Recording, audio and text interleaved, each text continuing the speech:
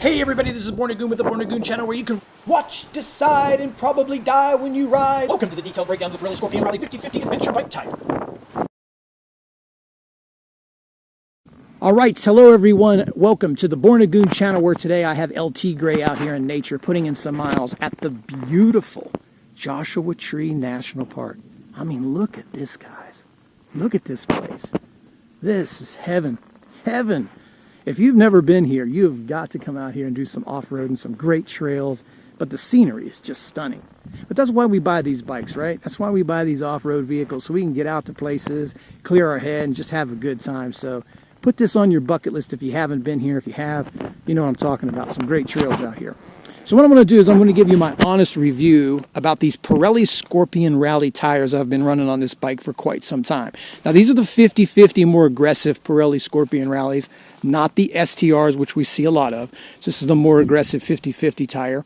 And if you come across this tire, you've thought about it, you're in the market for something that's more 50/50 aggressive, like the Continental TKC80, the Mitas E07, or maybe the E010, Bridgestone AT41, I think it is.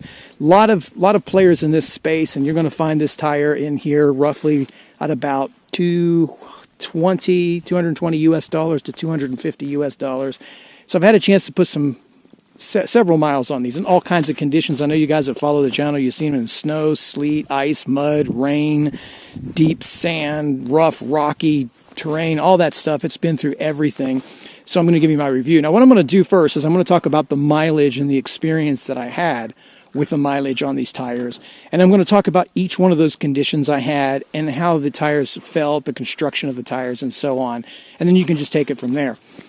So I want to talk about the mileage first. I would normally save this for the end, but you're just not going to believe it. I mean, look at this. I know these tires are worn, but guys, you are not going to believe this.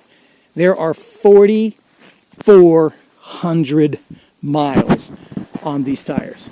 44. I know some of you are looking and go, I wouldn't ride those at all, but I'll get to that in just a second. Unbelievable. Now, I would not expect everyone to put that kind of mileage on it. If you watched the full review I did of the bike, at the time they had 2,500, and I thought, you know what, I'm going to have to replace these any day now. But the wear that they had from 2,500 to almost 4,500 just almost ceased. I mean, I know not a lot of you would ride them this way, but let me just spend a moment talking to you about tires and my experience with tires. And I'm not saying that this is something that's for everyone. I have this ability to really get the most out of a tire, to milk it for everything that it's worth. And again, I'm not saying this is something that everybody should do or suggest that they do, but I believe this came from like my road racing days, because if you guys have ever done that sport, it's expensive. And the most expensive outlay that you have is your tires. So when I started that, it was like $400 for a race weekend. And eventually, like a lot of racers, you come to this dilemma where you have to start making decisions. And mine was, do I, skip this race weekend because I cannot afford to buy tires anymore and sit home and bitch that I can't race? Or do I go out there and give up a half a second a lap, maybe a second a lap before the weekend's over, and enjoy myself and have fun racing? So I chose the latter. And over those times, I've learned how to, be aggressive, be goonish, but still get the most out of a tire. Now, to be honest with you, I would expect most of you are roughly going to get about 3,500 miles out of this tire. As you can see, 4,400 miles it's shot. But let me explain something to you about mileage. I know it's really impressive when these manufacturers put out mileage numbers, but to me it's not so much how much mileage a tire can give you, but how does it deliver performance throughout that mileage. And this is what I want to talk about, because to me, guys, this is a gem of a tire for that reason. So the first 1,500 miles, the tire was solid. I mean, just solid as it could be. Once I got to about the 2,000, 2,200 mark, you could feel the performance dropping off of the tire, especially off-road. In fact, it got better. The more the knobbies wear down, the better it is on the road. But you started to lose some grip. The thing is throughout each one of these phases, even though you lost performance in the tire, the beauty about this tire is it never gave you any surprises. So even though the performance would drop off, you still had consistency in the way the tire behaved. And I think that's important. I think a lot of people overlook that because it never gave you any surprises. It never stepped out on you. It never bit you. Anytime it was going to give you some sort of issue, it gave you fair warning. I mean, there was no surprises within that tire. Now, at about that 2,500 to 3,000 mark, I was like, man, this tire is just not going to make it. But for some strange reason, which I don't know, this thing from the roughly the 3,200 to the 4,400 mark, barely worn. I mean, the tire has just like stopped wearing. So think about that when you're buying a tire. I mean, I've been on a lot of different tires throughout my riding and racing and stuff like that. And I've been on tires that were fantastic for a couple of thousand miles, and the moment that they went off, they were just dangerous. And that's what I want to point out about riding on these. I'm not just sitting here running them down to a dangerous level where there's belts showing or something where I feel like I'm putting my safety and my life in jeopardy. I always felt, even though that the tread was wearing, that the tires were losing grip, that it was still safe, that it always gave you confidence, or it was always very predictable, and it always gave me good feedback. And there's only been like 2 sets of manufacturers that I've ridden on, and I've been on just about every type of tire. But the only 2 I've ever done that, and you may disagree, is Pirelli and Michelin. Every time I've had those tires, the performance once they dropped off was predictable and safe. And that to me is a big selling point. Big selling point. So that's my thing on mine. Maybe I'll do a YouTube video here on how you can milk miles. Just because I got that many, you've seen what I did. I've ridden this thing crazy. I've never been easy on these tires. I've done wheelies. I've gone jumps over rocks. I've gooned it every chance I got. Always did burnouts. I mean, but there's a time and a place, and there's ways that you can nurse your tire through your throttle hand, through the air pressures and stuff. So, it's another topic. So let me first start talking about basic off-road performance on your standard fire roads. Maybe something like what you have over here, which is kind of hard packed in some sections, but also a lot of loose sand right here, and you'll have some sand washes like that. On stuff like this, the surface is very hard underneath, but you can see the top. We have a lot of this in Southern California, very hard terrain, but this soft, dusty dirt that gets over top. It's very slippery. On this one, on roads like this, the tire performs good, especially the front tire. The front tire really gives you a good feeling. It feels like it's molding into that dirt, not just skidding across the top of it and skipping across the top of the dirt. It's actually trying to mold into there and get traction on that hard packed type. Now on this type of stuff, the back tire will struggle. You've got some spacing in between the blocks, so it doesn't offer you a lot of traction. The tire will spin, so for you guys that have the bigger bikes with the traction control, that'll help you. I don't use traction control. But as I said, the impressive thing about this tire is even as it's spinning and even as it's breaking loose, it's predictable in the way that it does it. It doesn't give you any surprises. So as you're sliding or as it's stepping out on you, you don't need to panic because it's just going to roll right along. So it does pretty good. If there's a fault that it has on a road like this, it's definitely the rear. The rear does not perform to me as well as the front. The front digs in nicely, but the rear struggles for traction there. Now, when you're talking about how they operate in the street, where most of riders are going to use this, you're going to ride from one spot to the next to actually get to the trail like I did here. You're going to get the same type of inefficiencies when you're switching from a performance-based street tire or primary street tire to a 50/50 tire. And what come on this was the Bridgestone Battle Wings. I think, yeah, Battle Wings, that's primarily a street tire.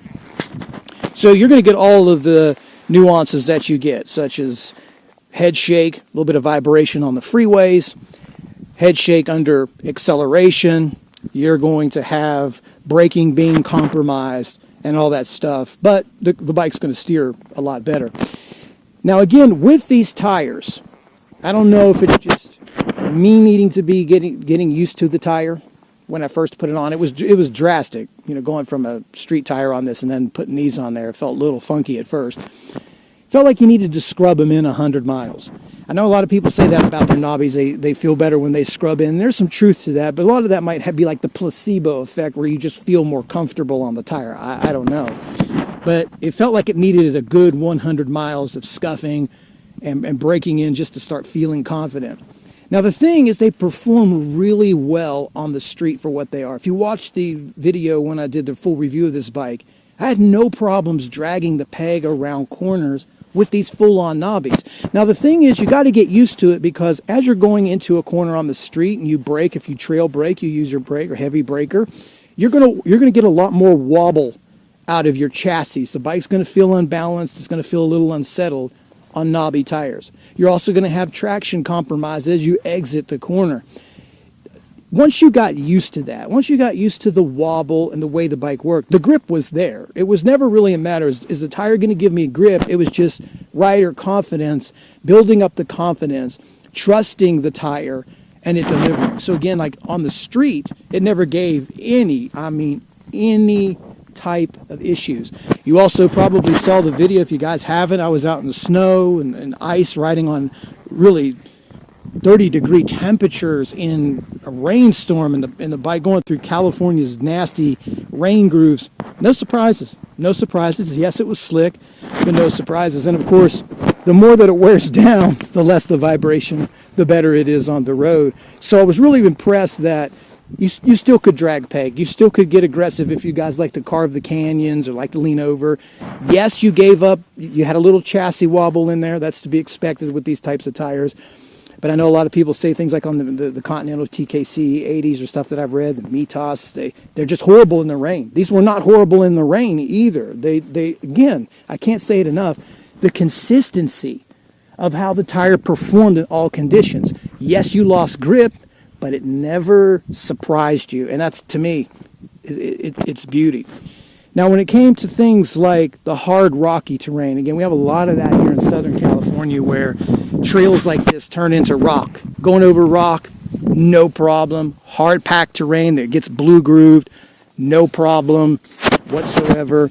The only thing I'm going to say where it really struggled is the times that I took it out to the desert. If you watched the last video I did, doing it through the sand dunes, going through the deep sand out in Ocotillo Wells and places like Glamis and the Mojave Desert, where it really, really gets deep, doesn't work that well. The back tire, now I don't know if it's a tire issue or a motorcycle issue. I will have to experience a couple more tires on this bike to really come to that conclusion. And the reason I say that is because I mentioned a few times in those videos that when this bike is in the sand, it doesn't feel like it wants to go forward. It feels like it wants to sink and struggle forward. Like it's really, like it just doesn't want to do it. It's almost like you're flooring your car with the emergency brake on. It just wants to sink. And I don't know. And when I first went out to the desert, the tire was brand new. It only had maybe 50, 60 miles on it the first time I took it out to the desert. So we'll see. I bought me a set of Shinko 804, 805s. I'm going to try those and give you guys my full review on those tires when I get a chance. But considering what they are, I mean, they took a little time to get used to. You know, you're riding a big, hefty bike, and it spends most of its time on the street. Like I said, I use it as a commuter. Take this bike to, like, you know, grocery shopping and run around town. I ride it as many times as many opportunities as I get a chance to spend on two wheels. I spend on two wheels. I ride it every chance I get, and I've had a lot of fun on this bike. And for most of its life, these tires have been on it because I replaced the Bridgestones at about 1,000 mile mark, and these have been on it ever since. Like I said, 4,400 miles. This is the last ride I'm on it. I'm still out here in this kind of stuff. It's still doing it. Yes, I'm giving up performance. Would a new set of tires be better? Yeah, of course they would, but they still have performance. There's still value left in that tire. It isn't doing anything ignorant, and that to me is amazing that they can build a tire like this that over its life as it deteriorates still performs so well. I mean, it's a great tire. So let's do a quick review of the Pirelli Scorpion Rally tire. Starting with, there's more grip in this tire than you think. Even though at the beginning it takes some time to get used to the speed wobbles, or under heavy braking there's a sense of vagueness, or even a little bit of vagueness as you're leaning it over towards the peg or at max lean. It can feel like there might not be grip there, but there is. In fact, there's a lot of it. So you basically just need to say, Pirelli, I get it. you've got my back. And just trust the tire and let it do what it's supposed to do. The next thing is it performs very well in wet conditions and through multiple types of surfaces, such as hard-packed fire roads or loamy dirt or roads that have broken pavement or dust that has blown over top of it. The Pirelli Scorpion Rally delivers consistent performance through all ranges of conditions, and I think that's a real big standout for this tire. And as I mentioned before, the tire maintains an incredible level of predictability as the performance drops off. It never gave me the feeling like it was going to sneak up and bite me. And it never gave me that balls in my throat feeling. It was just a consistent performing tire from start to finish. And that's what a tire is supposed to do. And in my experience, this tire was extremely durable and it's built for abuse. I covered some seriously rocky terrain here in Southern California and also through some sharp cacti in the desert. I never once suffered a puncture or any damage to the sidewalls of these tires. And even after all of these miles, there's no chunks in the knobbies or any splitting or any exterior damage whatsoever. All right, let's talk about the cons. The rear tire has minimal grip in deep sand. In fact, deep sand is kryptonite to these tires. It's the worst performing condition that I experienced. Now, the front track's pretty straight through sand, but the rear tire feels like it wants to sink downwards and not push the bike forward. Again, this could be attributed to the setup of the motorcycle and the way the Triumph 800 is designed. I'll have to test some other tires to really come to that conclusion, but it just didn't feel like the bike wanted to push forward. And the deeper the sand, the harder it was to ride the motorcycle through it. The rear tire also has minimal grip over the dusty surfaces. Yes, it'll track straight. Yes, it doesn't have any surprises and it steps out on you and it's nice and smooth and comfortable, but it always spins. Now, this could also be attributed to the bike and its horsepower, but I just felt like there should have been a little bit more grip, especially over the hard-packed surfaces. And the last, that front tire wobble takes a little time getting used to under heavy acceleration. And I'm not just referring to the heavy acceleration as you're coming out of a corner from a slow speed accelerating to a fast speed. I'm even talking about when you're cruising at freeway speeds at 60 or 70 miles an hour and you increase your speed quickly by the throttle. You can feel the front start to wobble. Again, you've got grip. The tire will take care of you, but it takes a couple of miles for you to get used to that. So overall, I'd say this is a pretty good tire. And the thing is there's a lot of tires out there to choose from, especially at this price point. If you're somebody that likes Pirelli tires and you've had experience on Pirelli tires, you're not going to have any issue with these whatsoever. In fact, I think you're really going to love these tires. They have all the great features of a Pirelli tire, and it's just a consistent, no surprise performing tire. Now, on the other hand, if you're someone who doesn't like Pirelli tires or have had negative experiences with them, I don't think this one's going to sell you on the brand itself. But if you happen to cross by these on a sale, or you can pick up a set on the cheap, or you're just kind of mulling over as whether or not this is a good tire and it's worth the investment, I'd have to say yes. Go for it. I don't think you're going to be disappointed. Anyway, thanks for watching this review. Leave your comments down in the comment section, and be sure to subscribe. Thanks for watching.